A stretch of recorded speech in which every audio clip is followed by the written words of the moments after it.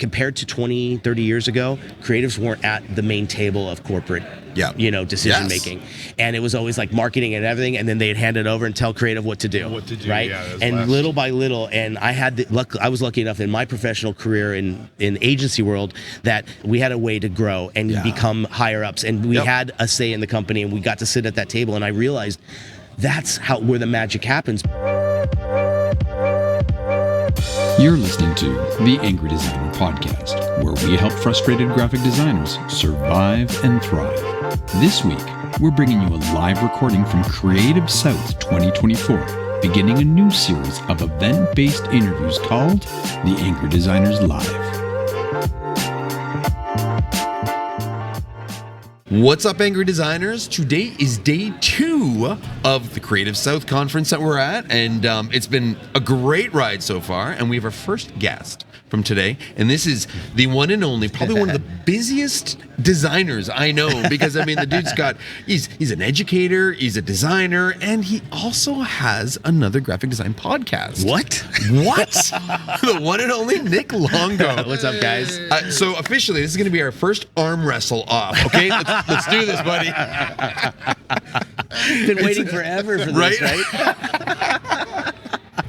So, dude, and you were also a speaker here, right? Yeah, yesterday. Oh, this is amazing, right? So there's so much to talk about. I just know, because, man. again, so first off, let's talk about your podcast. Yeah. Right? Because you've been at this way longer than we have. It's the podcast has existed since I think it's been 12, 13 years. Yeah. And insane, right? So I was a listener before being on board. Wow. So at the time I was at that transition of leaving the agency job I was at. Yep. And I was living in LA, and it was so far away that what I would do is I'd go super early in the morning, avoid traffic, and I'd listen to podcasts before anybody else showed up, in our office. And the first podcast I found was the Deeply Graphic Designcast. And they were the only ones talking about design and as solo entrepreneurs and people that were like running their own business. And it was my introduction to that, because I was like, I didn't know anybody existed in that world. That did that. Because I was always tempted to start my own business. Yep. And so they got me through that time and started my business. And then all of a sudden, I hear one of their co-hosts is no longer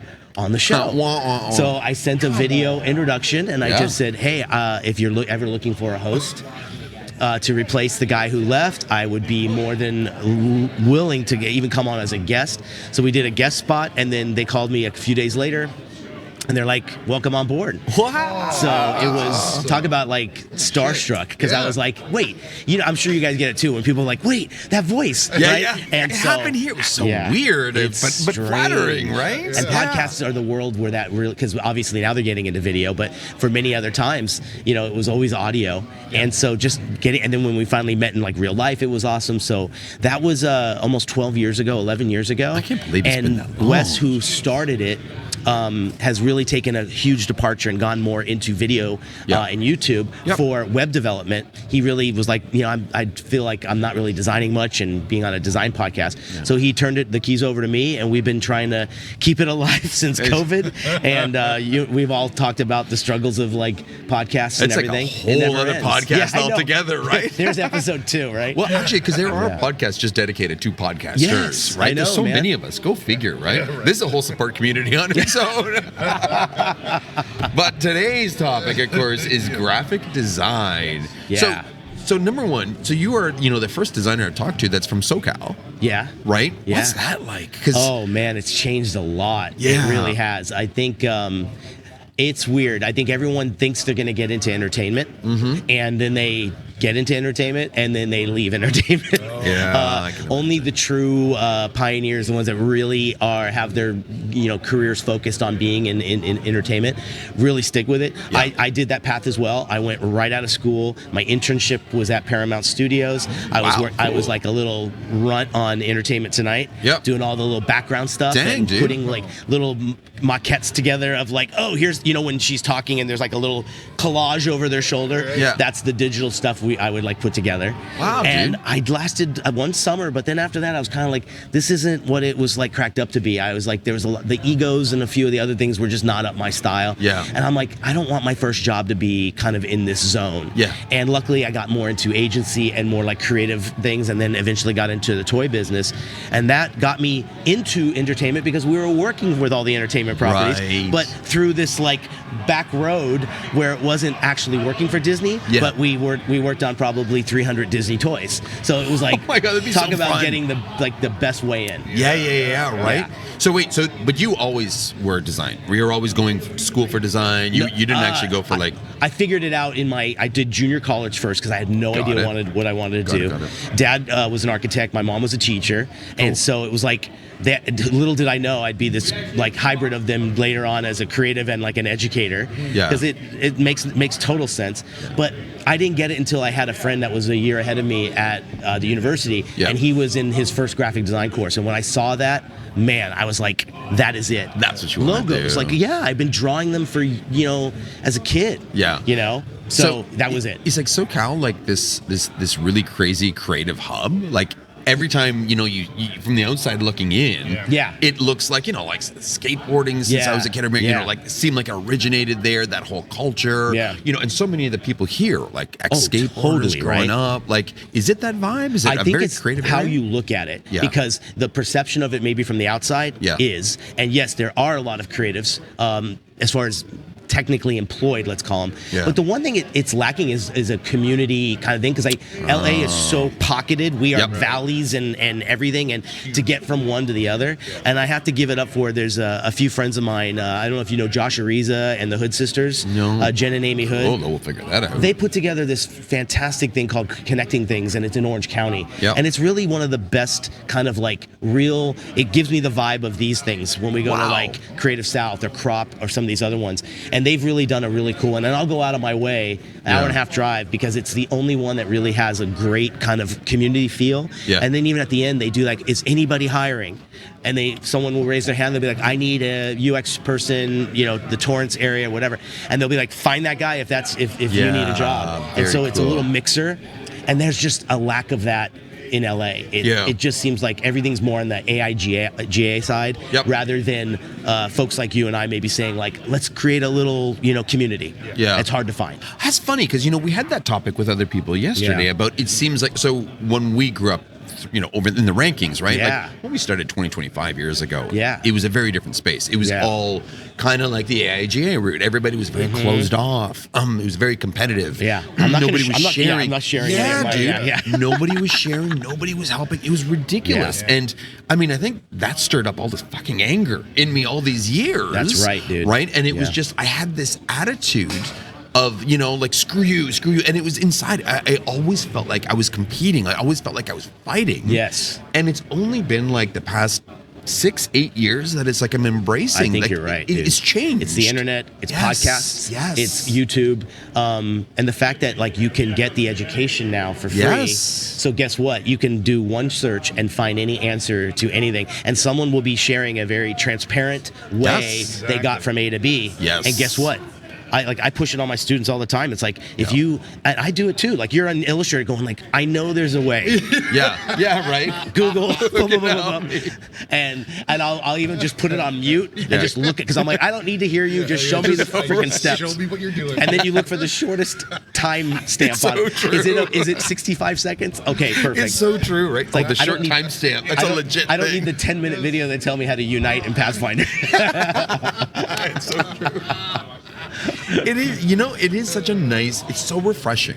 And I catch myself sometimes. I have to be careful, because I'm like, oh, geez, look at that guy. He's so successful. I hate him. And I'm just like, wait a minute. No, I'm proud of him. Exactly. Right? But it is the advocate for our industry. But it's sad, because that other mentality still exists, and people don't want to embrace something like this event. I know. They're missing out.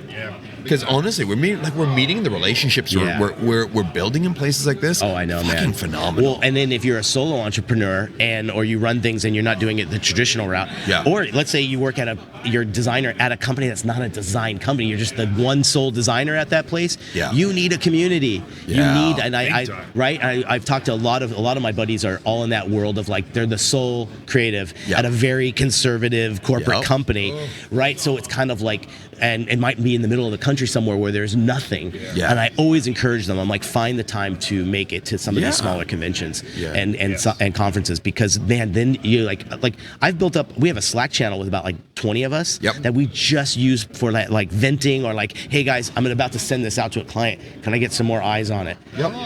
Right. That's cool. So even just trying to do that with the connections you've made, you get this like incredible, like almost like coworker mentality, and they're take advantage of technology the same when you can, like that. Yeah, absolutely. So now you are also an educator. Yeah. Right? Yeah. And it's got to be tough right now, It because is. I mean, holy shit! Like it's Ever-changing, YouTube man. is number one.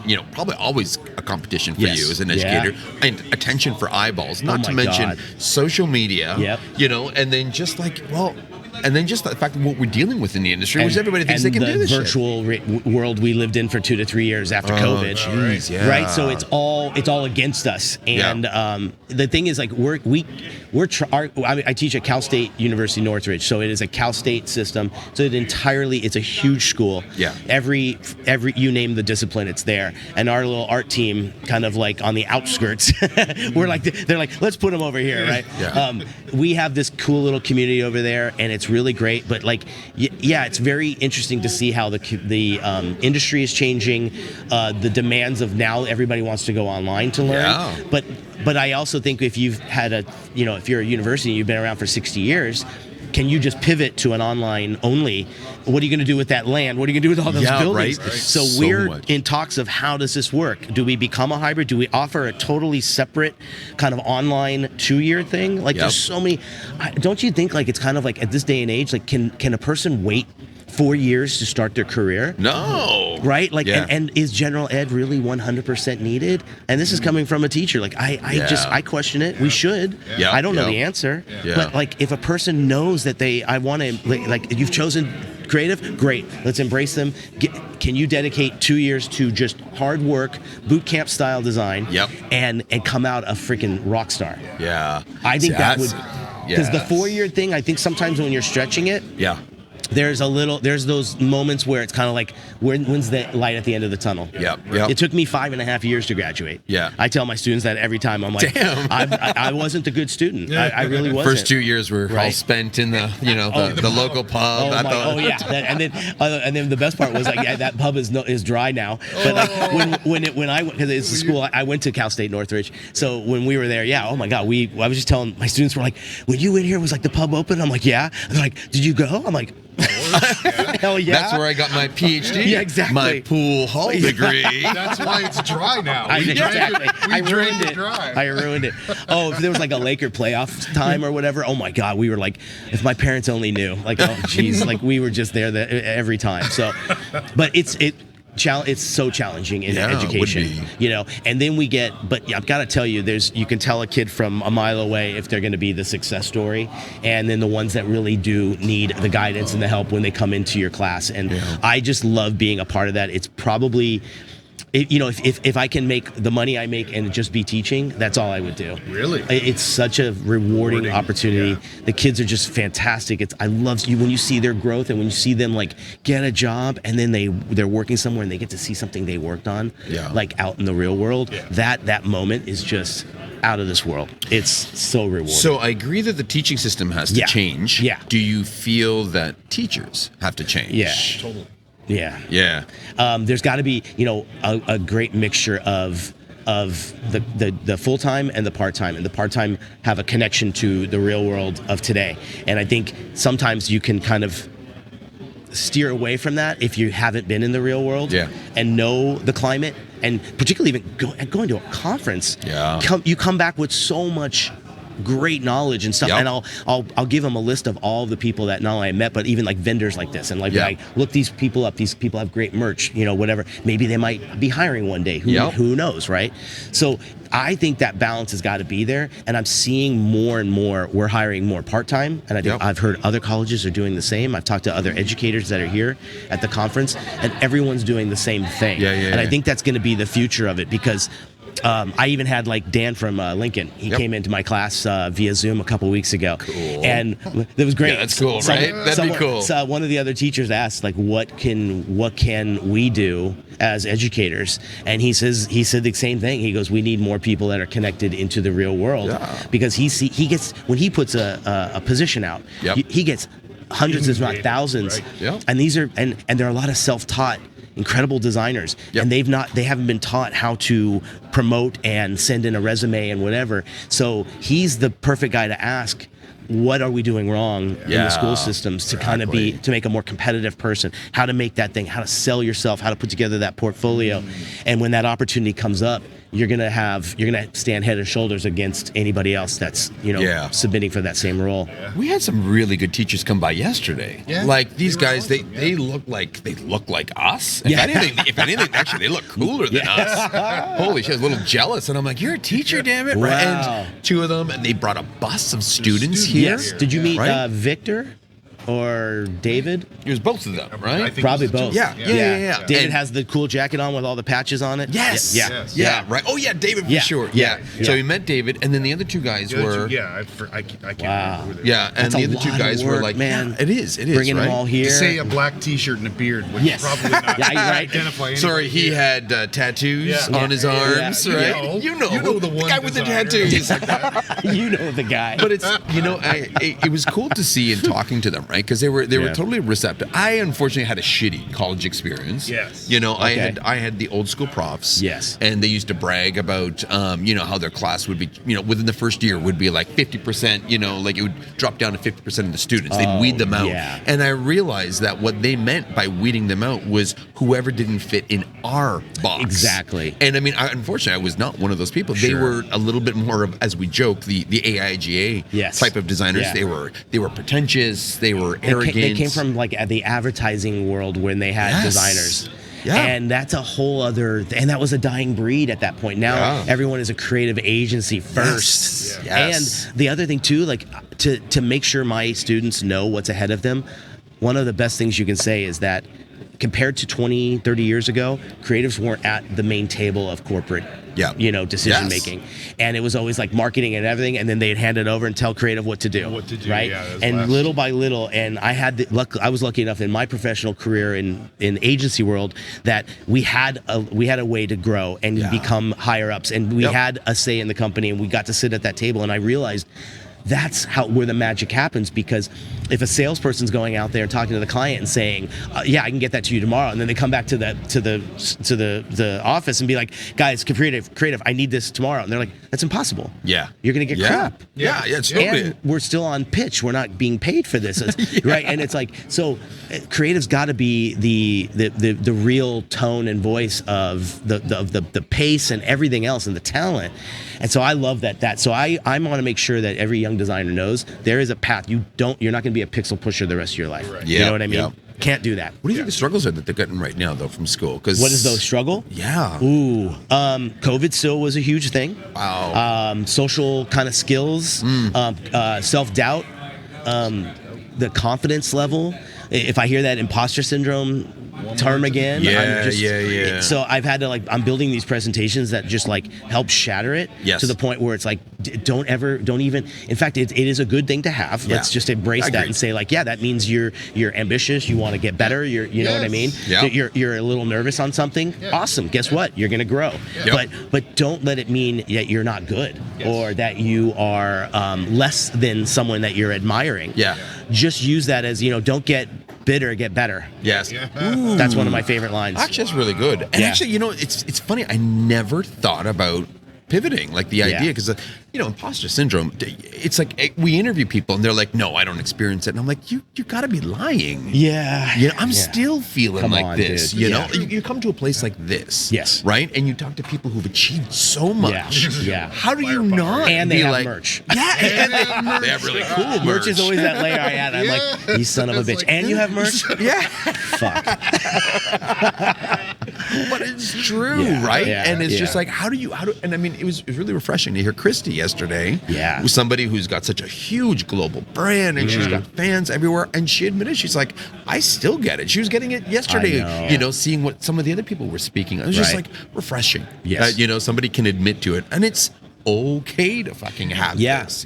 I should say too, to wrap that part up too, the fact that there are all those people and the students that are lacking it so much. The best thing I've been able to do is bring it. You name the person. I've had them either in my class live or via Zoom or something.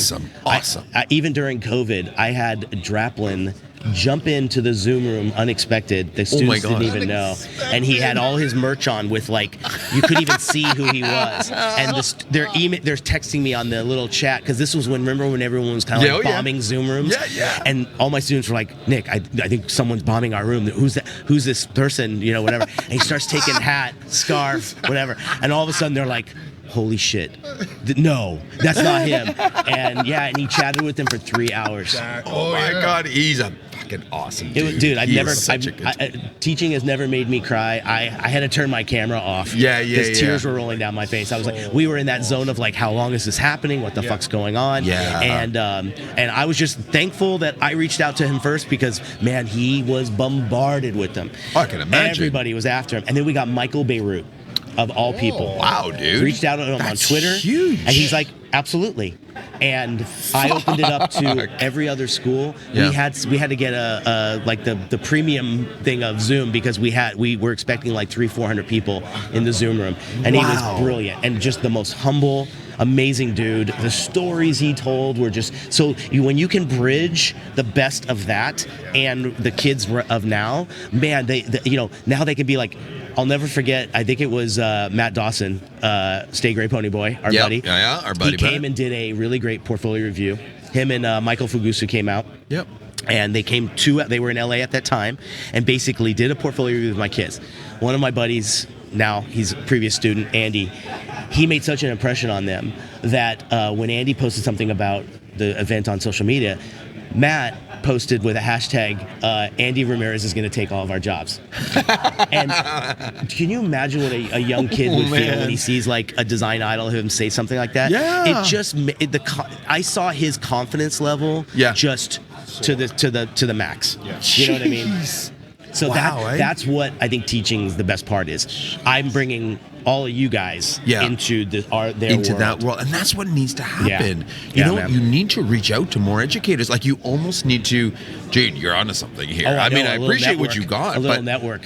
Holy cow, how many universities? Because if I see another local graphic design, we've seen their portfolios haven't changed in like 18 years. The kids come, and honestly, dude, it's like I'm coaching these kids on how to present their portfolios back. They're coming from portfolio review. I'm like, listen, you're doing this wrong. I know what's coming next because you guys haven't changed it. And I'm like, no, you got to sell it like this to me. And they're like, what? What are you? And I literally I take over their. I feel bad for them. We can't hire them anymore because the curriculum's not changing enough. It's not changing fast enough. And you know what is another battle is call it the social media aesthetic of design and trends and font of the week. And students are, I'm trying to get them to understand how to inject the current vibe without being a ripoff of what you see creeping to the top of your algorithm in Instagram, right? Fair. You look at like I call them the wavy fonts. I'm sure you know exactly what I'm talking about. It's just like, you can't just put that on a bottle and say that's a brand. No, not at all. And I feel like it's like, some brands have done it entirely incredible and with some beautiful little Easter egg or something on there that's their own. But then a student that is struggling and maybe doesn't know where to look for in inspiration and everything might see one thing and really ride that, and it might shout student work. So my number one thing is that when they leave, we don't make it look like student work. Because they're going to be competing against people that are 2 years into their career and maybe unfortunately got laid off. And guess what? Someone's going to take a pay cut for a job now. And so a new design graduate is going to be competing against probably someone with 3-4 years experience. It's so for true, the same job. right? It's so true. How do you teach? I mean, it's hard because you got to try to balance good classic design principles. Exactly. But you also have to help them understand or teach them how to use trends and how to incorporate trends. I know, because there are so many, just like, people will go to a font right away. What's the latest font? They'll go to Da Font or Font Squirrel, all these ridiculous sites. You're right. That's not a brand. Yeah, exactly. I'd say the best solution, it's the formula of still staying on to being strict on a creative brief. Even in the classroom setting, they spend 1 week to about a week and a half before they've even started a sketch on project one, because I want them to have the Bible. I want them to have the 10 Commandments of what that brand's going to be. So then when they are experimenting, it's a much more funneled world of inspiration that they're looking at. They're not just looking at here because it's an attractive logo and saying, ooh, that maybe I'm going to try that for my logo. They will know it doesn't work because it doesn't match what our expectations need to be. So treat it like a real world project, and all of a sudden all of that stuff that is the criteria, now they're becoming strategic. Because they're like, oh, I have a checkbox here to look at. If I show this font to Nick, he's going to be like, does it check the brief? Yeah. At what point do they realize for themselves? Oh, you see that light bulb. You'll see that. It's different for all of them. And you'll see the light bulb go off on right over their head, and they'll just be like, I got it. And then they're like, yeah, I got it. And they're like going like this. And they're back to the drawing board because something clicked. And a lot of times it is seeing a great project or something in their inspiration thing and being like, now they understand. They're like, and to be honest with you, I know we'll talk about AI, but one of the things we did was I showed them, what's your favorite thing on the inspiration board? And they found this one icon. I said, put it into ChatGPT and ask it to describe the aesthetics and possible demographic, who this is for, and longevity. Can this logo last the test of time? And it made this report, and they said it's in line with everything that was on my creative list. So this sounds like a good inspiration to use. And I have some credibility and some rationale that's data to back it up if I'm asked, is this a good solution or not?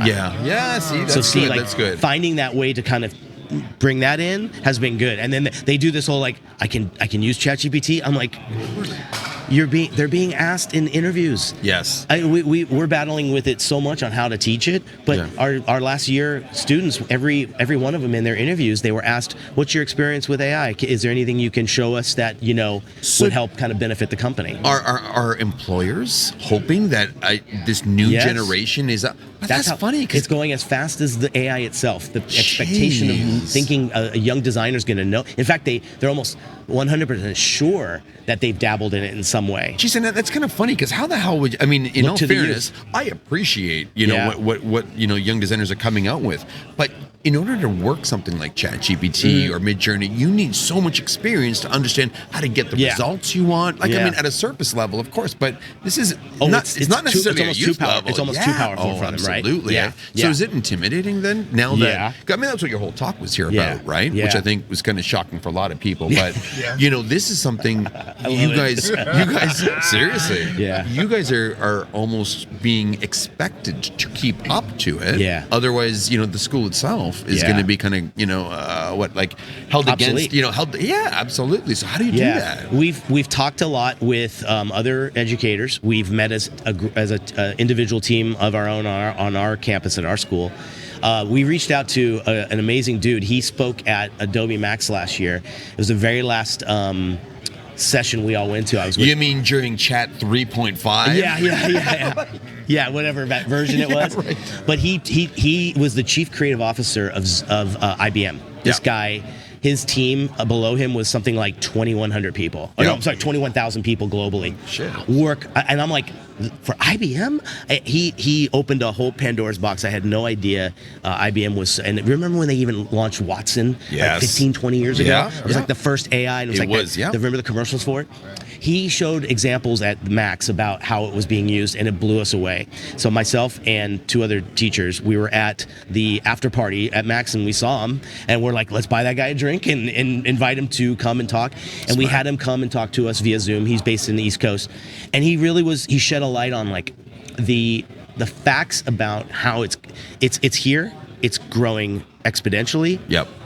Now's the time to get on board and figure out what role it's going to play with you as a designer. And we asked him specifically about some points, and he said, if you are a designer not using AI, there's a possibility it could replace your job. If you're a designer using AI, there's no chance. Yeah. And it was like he always had this thing about saying human plus AI. Always refer to it that way. Yes. And don't just use it on a solo thing. And then he said he's seeing that any young designer should be concentrating more on being the generalist. Yes. Unless they have a specialty that is so incredibly, like, hands down, they're a rock star, and people are knocking on their door to use it. Which is rare, but it's definitely, there are exceptions to it. This generalist thing means like how a one-person creative person can be adaptable in copywriting, in graphic design, in branding, and build a site, put together some stuff, be a research analyst and everything. And you can kind of be, that's what people are going to be looking for. I agree with that. But what's funny, there's this backlash on the internet right now. People are like, oh, well, my employer expects me to do copy and, lay out a website and create an ad and do social. I'm just a logo designer. Sure. I'm just like, dude, well, then why are you in this business? You need to be, I've been a fan of being a generalist my whole life, and I see the value in this. So I'm glad that. Yeah, it was a really eye-opening thing. Yeah. On the flip side, too, it's kind of, when you say that as well, and you're like, oh, it's asking me to be all these things and everything, it's kind of like, I love the idea of like a young person or anyone should start adopting some of these other things, like whatever technology might be there. But then sometimes I'm like, that's a little bit too much to ask of one person that's too young. So it's like, it's kind of like they've never even been in the real world yet. Yeah. So the generalist thing is, and then it's like a lot of what I was talking with people after my talk yesterday was this idea that a lot of people who have been in business, have run businesses, who have been a part of budgets, know it's the bottom line, it's make or break. Yeah. No one wants layoffs, whatever. So guess what? A lot of the preciousness of being a designer is no longer up for consideration any longer. Yeah. It's keeping a business running. Yes. And so if they're demanding of it and we're predicting what it's going to be like in maybe 5 or 6 years, I just want to be ready for it, and I don't want to, and I want to talk about it as much as possible so people aren't shocked in 2 years that they're going to be like, I should have got on that bandwagon. Yes. Right? At least try it or just be curious about it. Sure, there's ethical things and everything, but the predictions are it's going to go so quick and so fast that it's going to just steamroll through any of these controversies. Yeah, I agree. So I have concerns about it too. Sometimes I use it. I'm like, this is freaking wizardry. Yeah, it's like it is some voodoo magic shit. Let me tell you, it's crazy. No one has the answers. Yeah, but I just feel like the more we talk about it and stay true to our ground, that if we still are putting raw, from scratch design out, there's still a chance for us, for our careers, for our creativity and everything else. But we might just be a little bit more of an orchestrate, like a conductor, rather than a woodwinds solo person. But I believe in this. Why did I say woodwinds? If we go I play drums. Woodwinds. That's a little weak, dude. Yeah, not gonna lie. I know, man. I was thinking of that, that classy guy, whatever. The classy guy. Who's the first person I saw? A woodwind. So, if you go back, the heyday, like late 60s, 70s, right? Designers, they were designers. Yeah. And like, Massimo Vignelli, if you can design one thing, you can design everything, right? Yeah. Paul Rand, they took this huge high level look on everything, right? Yeah. Because they weren't necessarily a graphic designer. Yeah. They took the mentality that they were a designer. And that meant, they did things with intent, not just by fluke. Yeah. They didn't just make things look good, they solved problems. Yeah. Then we get, mid, late 80s, 90s, all of a sudden it's like, no. You're either a graphic designer or you're they're a UX designer. Okay. Or then all of a sudden in Europe, only a product designer or a UX designer. They put walls between everything. Did. Yeah. And it's just like, there's so much evidence and data out there that says that, like a multidisciplinary designer has so much more value because they have so much more breadth of experience that they can pull from. Going back to Massimo Vignelli's idea that, if you can design one thing, you can design anything. But don't forget, in the 90s, you had that moment where it was like, gone are the days of like a 60-person art department under the roof of a company. It's their art department. Right. Yeah. It's so that I remember that my first job in our rows, we had to have it like almost sectioned because there's 6 in each row. Yeah. And the first row were like all the people that worked on the costumes and we had seamstress and everything that worked on all of the like clothing that went on a toy. Then we had the sculptors and the 3D people. Then we had the actual like illustrators. Yeah. Then we had the graphic designers, and we had the packaging designers, and then we had the project managers. And it was like, so I mean, the walls were like almost there because like these companies were just slaying it and doing so well. Yep. So when bubbles burst and things happen, and all of a sudden you're right, like it's almost like now we have to go back to being like, I have to wear 18 hats. Yeah. Because the company can't afford to be staffed that much. But that's my favorite part of this job. I like know. that's why Same I got here. into this, because I wanted to do package design. Yeah. I wanted to create logos. I wanted to work on brands. I wanted to do know. video. Yeah. Like to me, that was a highlight. Yeah. It's all an extension. Yes, Right? exactly. And so maybe we're just getting back to that place, and AI is empowering people. It's the pendulum swing. It is, and it absolutely really is. is. So I think maybe the step going back to just being a designer is actually what the future holds you for bringing us. it up in that kind of way kind of makes me think it's like, I always say it's the way with trends, right? Yep. You go from the like commercial, over the top, super kind of like consumer based, whatever, and then the rebellious kind of like outlaw kind of thing. And you can see it in logo design. You can see it in it's in fashion. It's in music. Yes. You think about when Nirvana, that was the best kind of like that whole grunge pop thing from like Portland. Yep. You think what was popular right before that? Spice Girls and Backstreet Boys. Like, could you have got any more commercial and almost almost more manufactured and like cookie cutter? Yeah. And then someone comes and just says, we're going to break every mold. Exactly. Yeah. And you can see it in fashion, pop culture, movies, everything. True. But what's interesting now is I think digital was the thing that made, you remember when minimalist logos came out and everyone was like, you lost texture and you're losing drop shadows and gradients. And it's like, it's because of digital and it's because of screens. And isn't it funny that we're getting a little more illustrative with our stuff, but it's still, because screens are where everything lives, that pendulum hasn't gone back to the other rebellious, unreadable, hand just scribbled stuff. It's brands have to be readable. Yeah. That's so true, eh? That damn pendulum swing. Hey, It's this stopped. time, I know. Eh? Well, let's pull that bad boy back. I would love to see that. I man. think we're gonna have to. Yeah. Dude, this has been fun, man. I know, dude. Holy cow, right? Like, I wish we would have done this one sooner. I know. What took us so long? Well, because you had another graphic design podcast, damn it. Figure we needed to pull out swords when we saw you over at Into the Woods. But when we took that one picture with like 8 podcasters. There's like 8 graphic. How funny is that, right? I still have that picture. I love that. It was really good. But I think, again, too, like, isn't it funny? This is the next level. It's like, as we got more transparent as just artists and employers, employed people, whatever, so are we in all these other multidisciplines in the podcast world, and all these merch, all these people, they're all competitors, but they're best friends. Yeah. So it's kind of like strip down all of that stupid kind of stuff and be on the transparent side of it. Do you think it's like a maturity thing?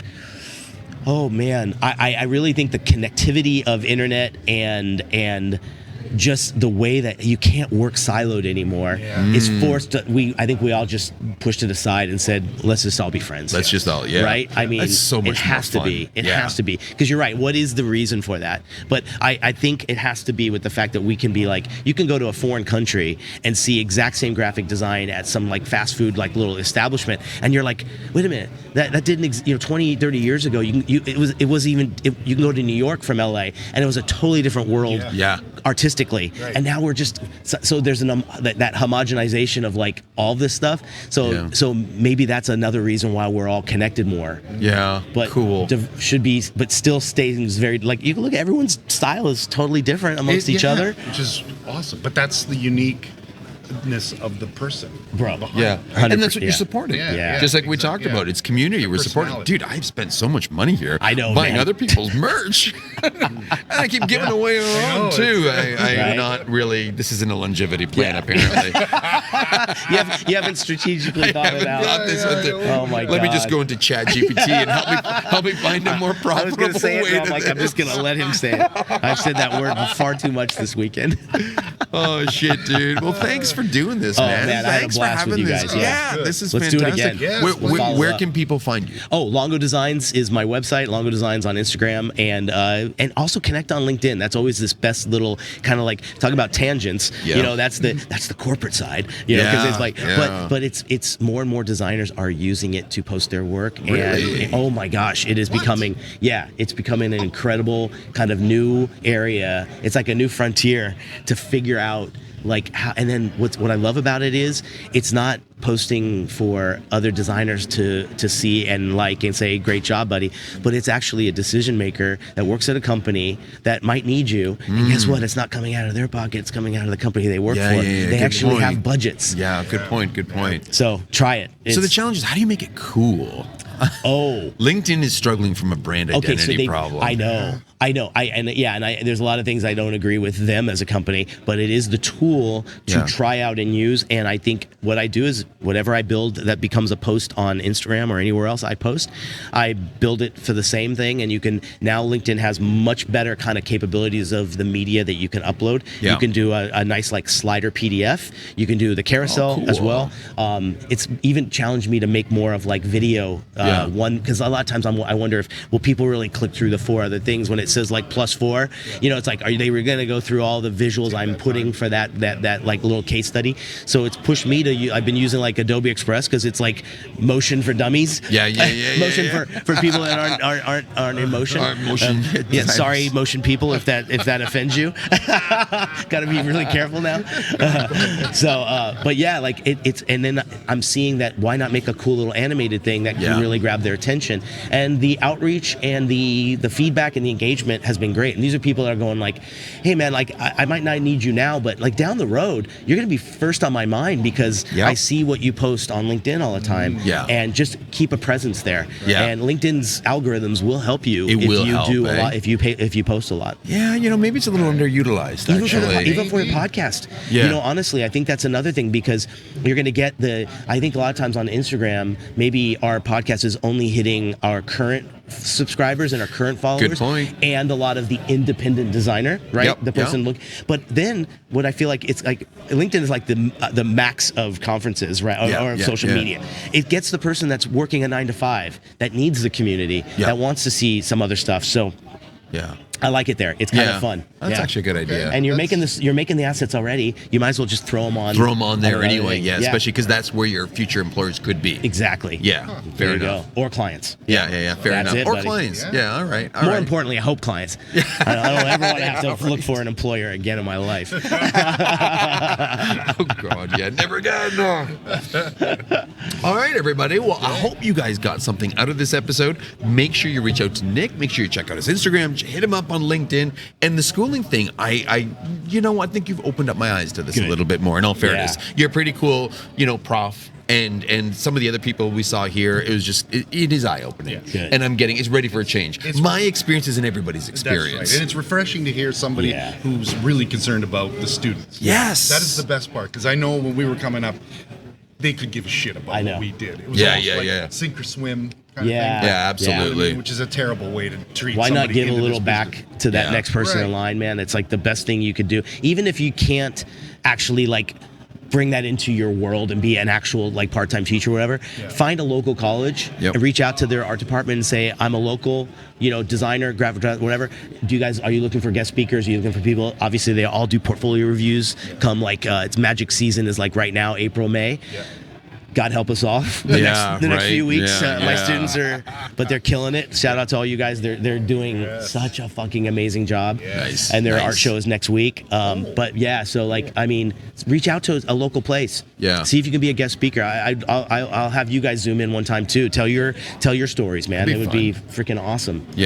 That would be great. Absolutely, it'd be cool. Yeah. Everyone can do it. Yeah. You know, I might reach out to our college. There you go. All right. Change things. I might. See? Change it. Yeah. Okay. Good. Talk about a pivot. Yeah. Right. There you go. Holy cow. Full circle. Okay. We're gonna start with their portfolios. Guys, time to change this up. I love it, man.